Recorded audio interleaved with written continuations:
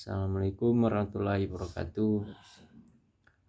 Perkenalkan, nama saya Putra Zaki dengan NIM 442241015. Di sini saya akan menjelaskan larutan, konsentrasi, dan sifat koligatif.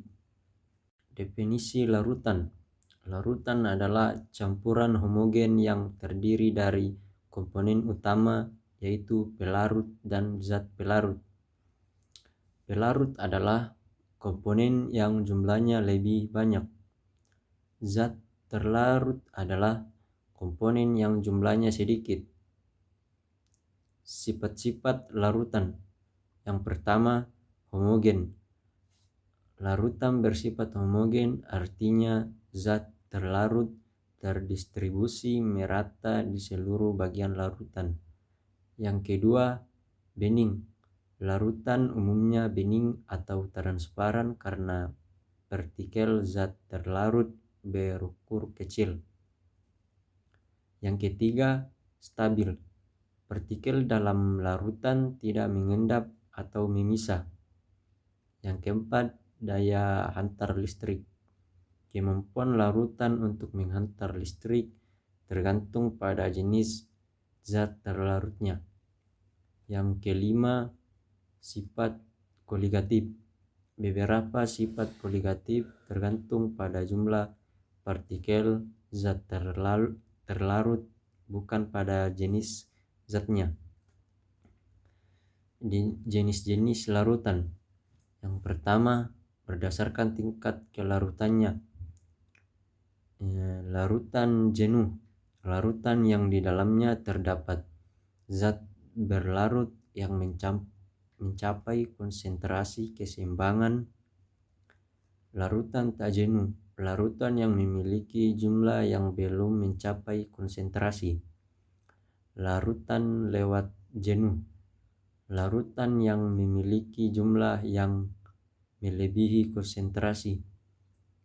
Yang kedua, berdasarkan wujud pelarutannya. Larutan padat, campuran homogen dalam fase padat, contohnya paduan logam perunggu. Larutan cair, campuran homogen dalam fase cair, contohnya air laut. Larutan gas, campuran homogen dalam fase gas, contoh udara. Yang ketiga, berdasarkan daya hantar listriknya. Larutan elektrolit, larutan yang zatnya membentuk ion-ion di dalam air sehingga dapat menghantarkan arus listrik.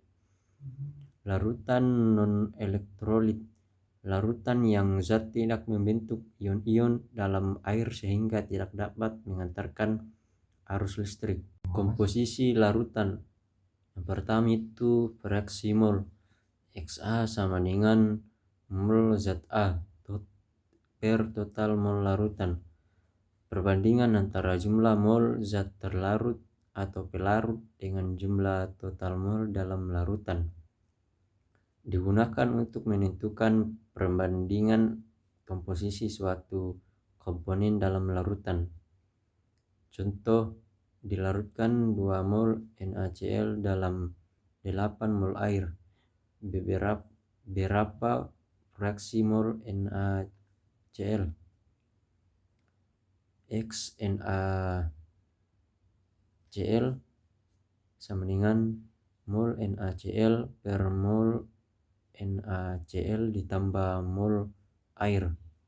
2 per 2 tambah 8 sama dengan 0,2. Yang kedua itu molalitas.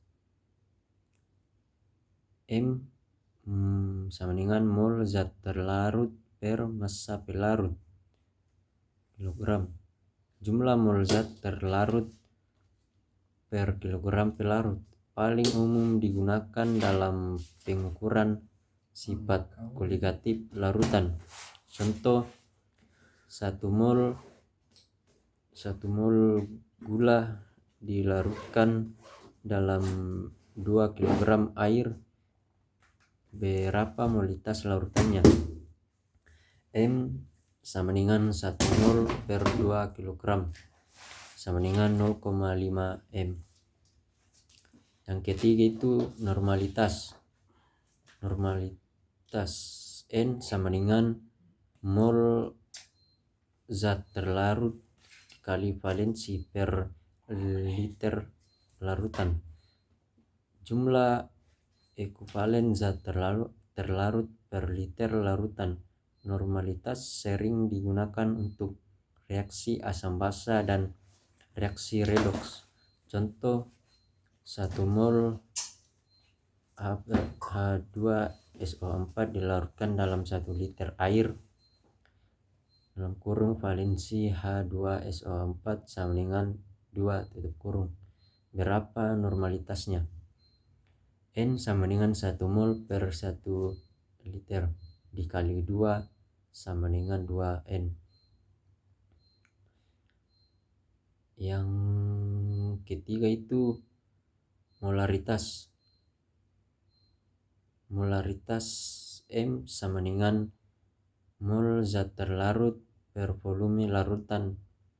Jumlah mol zat terlarut per kilogram pelarut paling umum digunakan dalam pengukuran konsentrasi larutan. Contoh 1 mol NaCl dilarutkan dalam 1 liter air, berapa molaritas larutannya?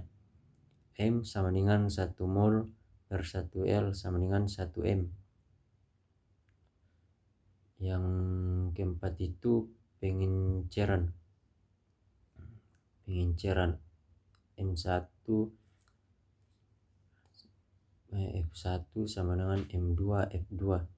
Proses pengukuran konsentrasi larutan dengan menambahkan pelarut, di mana M1 dan F1 adalah konsentrasi dan volume awal larutan, sedangkan M2 dan F2 adalah konsentrasi dan volume setelah pengenceran. Contoh, diberikan 2 liter larutan dengan konsentrasi 3M.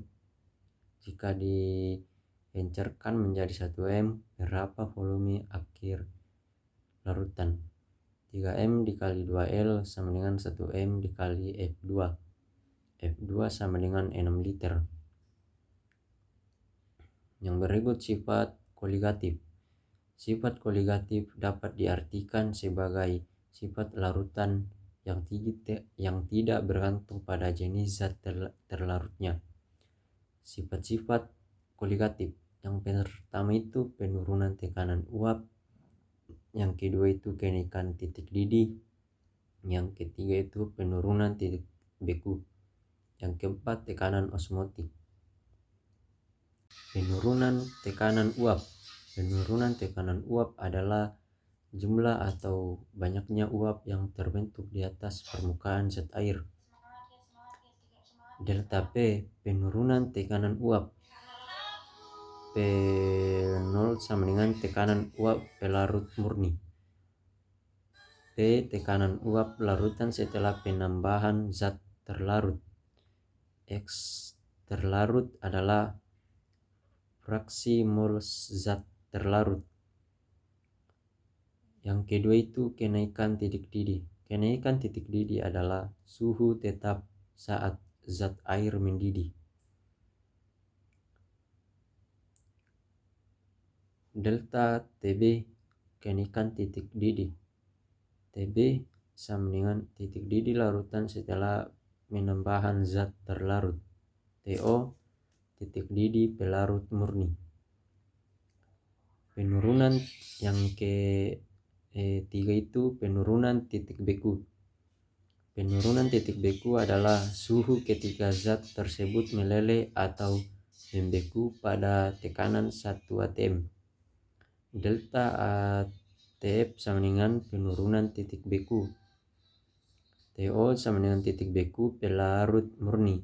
DF titik beku larutan setelah penambahan zat terlarut. Yang keempat itu tekanan osmotik. Tekanan osmotik adalah proses perpindahan larutan yang memiliki konsentrasi rendah menuju larutan yang memiliki konsentrasi tinggi. Di tekanan osmotik, T suhu dalam Kelvin, M molaritas larutan, R konstanta gas ideal. Demikianlah hasil presentasi saya. Sekian, terima kasih. Assalamualaikum warahmatullahi wabarakatuh.